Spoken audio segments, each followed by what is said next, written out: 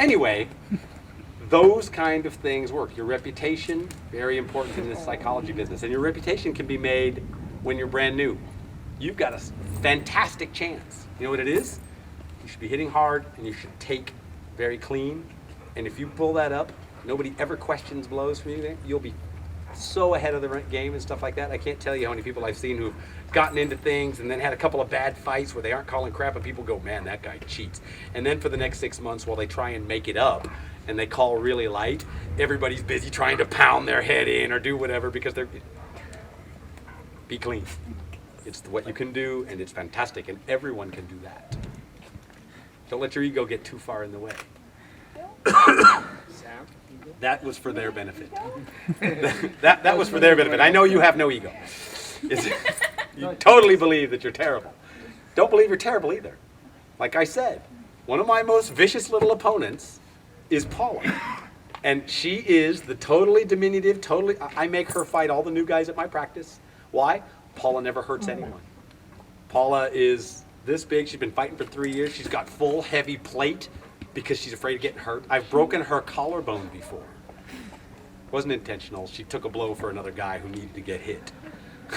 I'm serious. Aid Watcher was cheating. I was like, I'm going to kill that fucker. And I stepped up with this great sword and chopped him.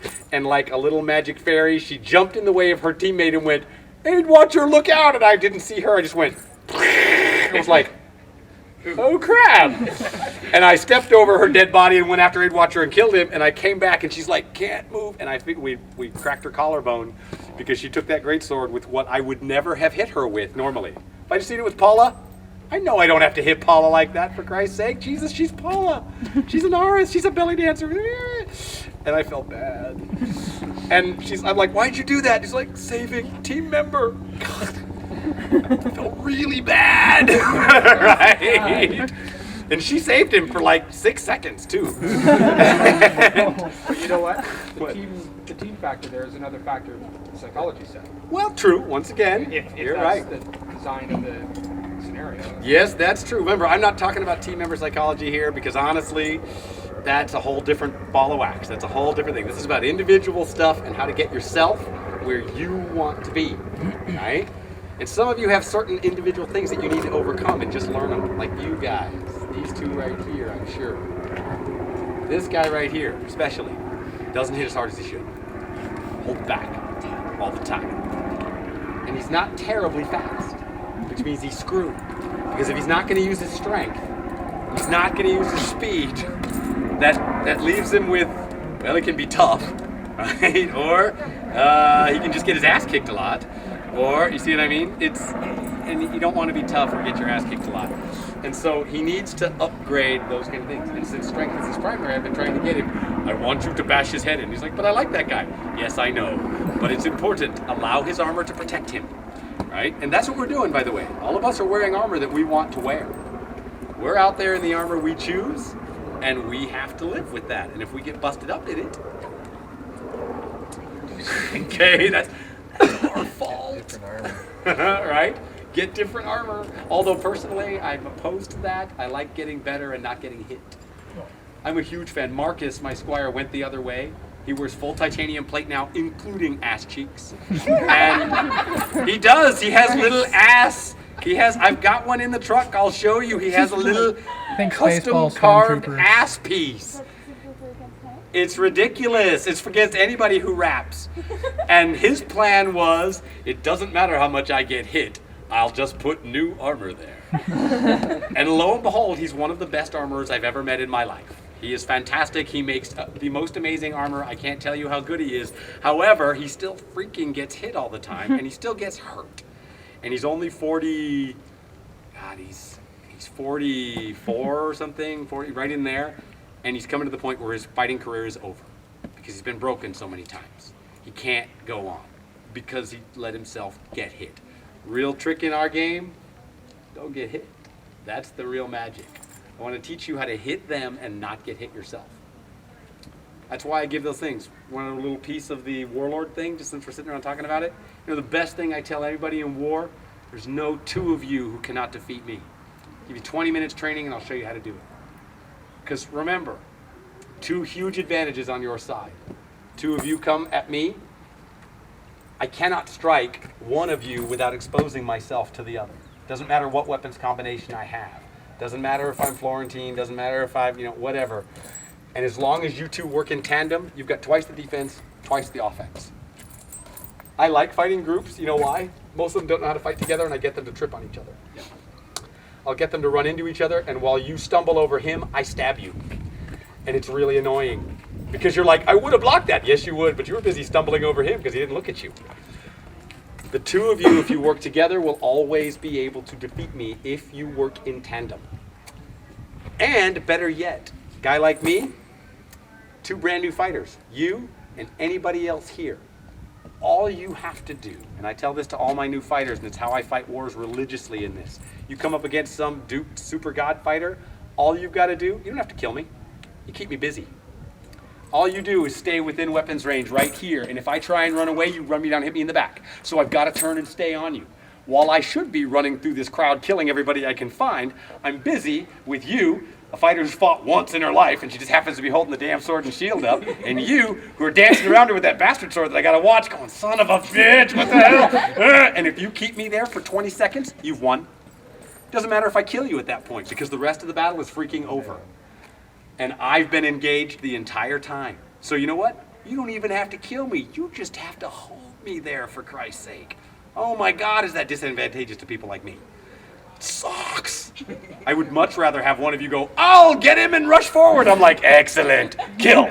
Okay, now you, kill. Now I can move on with my job. Because the minute I separate you, I'm gonna evaporate you.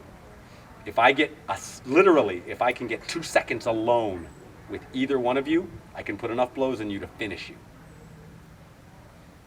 So, but remember, I can't do that if I'm here and you're stabbing me in the ear, right? I have to make sure that you're gonna do it. So work in tandem, and that's that. You wanted some of that stuff for the thing. Always two. I did it with little girls. Did it in the SCA, it was fantastic. 25th year, just a little story because I'm over time and kind of having fun telling stories. 2 little girls came to me, wanted to know that, and I taught them how to work together. And literally, they became a Duke hunting squad. Enough so that at 25th year of celebration at the SCA, 3 Dukes came up to me and they said, what the? They literally came up to me and said, what the fuck are you doing? And I said, what do you mean? He says, these girls came up to us, they killed us, and told us you sent them. And I'm like, I didn't send them, I just taught them how to, they said, why are you teaching them that? So they'll get better. Well, this is stupid, we're gonna, they were pissed, right? And they were like, yeah, Duke, let's go, I want a bigger one. And they would, usually, one of them wouldn't even die in the encounter, but the other one would get in. You see what I mean? 2 little, oh, they were so pissed. And they liked me. The girls were like, this is great, right? Because the Dukes didn't get used to it. They were used to, I am mighty, stand back, oh crap, get off me. You see what I mean? There you go. Also, go to your strengths. Back to what we're talking about, psychology. What's your best fighting in strength? What's your best one? What do you think is good for you? What do you do well? Where do you like to get your opponent? And don't tell me while they're facing the other way, urinating. Okay, that's... You're a good fighter. You've been fighting for a while. What is it? You can give your secret away. We all want to know. I don't really know. Oh, come on. How do you win most of your fights? Getting them to Overcommit? What are you talking about? Come on! thank you. Oh my God, you're on the spot and suddenly your brain freezes. Yeah. It's not about silent. Yeah? Well, especially because the Lord Captain's I don't really care. here fight 2 hands. That's what I usually end up against Uh-huh. all the time up here. I know. It's when they come up over top or down low. Right. It's get You're that responsive to their attack. shield. Yeah. So it's all about basically, the block. right, it's all about the block and you're a reflexive fighter. Mm-hmm. So what you need to work on is knowing that going in, right? Yeah. Okay, I know, and I do this all the time when I've got sword and shield against a bastard sword or sword, whatever. I know they're gonna get the first shot. I'll give them the first shot. I'll create an opening and I'll go, I did this to the greatest fighters in the SCA. I did it to Davin, did it to a bunch of others. I'd go out there with this leg like this, and I'd go.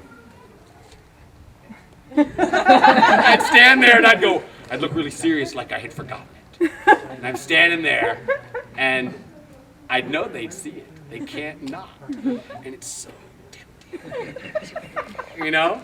And then when Davin would do this, what he would always do, I beat him in 2 crowns this way, he was so pissed. He jumps over here, he fires a fake that comes in this way, and then he whips over and rips your leg off. And he did it to all kinds of patented move, and he was really fast and really good at it. And so I knew I was never as fast as Davin. He was always stronger, always quicker. And I'd walk out there, and I'd stick my leg like this, and I'd wait for Davin to start moving, and I would throw my sword right over here. And he would jump right into it. Bang! And he'd go, oh! And it was right. And he'd be like, and I'm like, oh. Right? And he would die. And it happened. He never got past 2, by the way. After that, he was like, right? But it worked on those 2. And it was that whole thing. What is my weakness? I know Davin's faster. I know the same thing. Provide them the opening. And then when you know they're going to go for it, you know Bastard Swordsmen always open. When they strike, their defense, the thing that makes them suck, is that while he's cutting you, his defense is beep. It's mostly about dodging and ducking and kind of weaving and all this kind of stuff. Just own his dumb ass. And after a while, he's going to be really cautious about that first strike.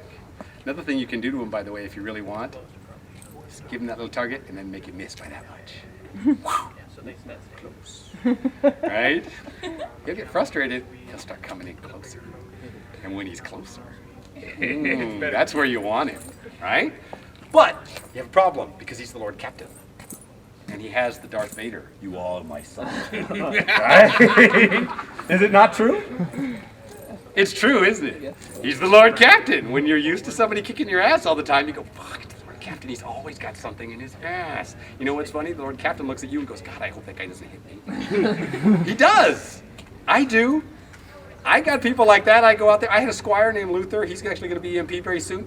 Freaking guy, he's 6'2". He's a ferocious, in-tight fighter. He is the best anti-glaives man I've ever met in my life. You know why? I trained him. And that guy runs glaive guys down like they don't exist and chops them into cat meat, including me. And I go out there going, oh no, it's Luther. But I can't let him see it. Because if he does, I'm doomed. And so I walk out like this. Luther, good to see you. He's like, oh. Zavalok, crap, I'm gonna get stabbed, right? And I can change that fight that way. Don't let them see you get all, because I've watched you do that when you've been fighting the captain. I've seen your stance go, because when you're fighting the new guy, oh, dude, here, you got that in your arms taut, and you kind of look very much like something out of a Akira Kurosawa movie. Oh, is that him? Oh, with that? You're like, oh, right? And when I've seen you come up against some other guys, you're like, whoa. Yeah. Okay? No. You gotta be like, ah, all the time. You're ready. You're confident in your weapon. You know what you're doing. Same thing with you. Same thing. Once again, no, whoa, all, oh, just like I told you with that 2-handed club. Extraordinarily important. Intimidate with giant club. Although honestly, I would get bigger. You should fight Betty. That's about the same length.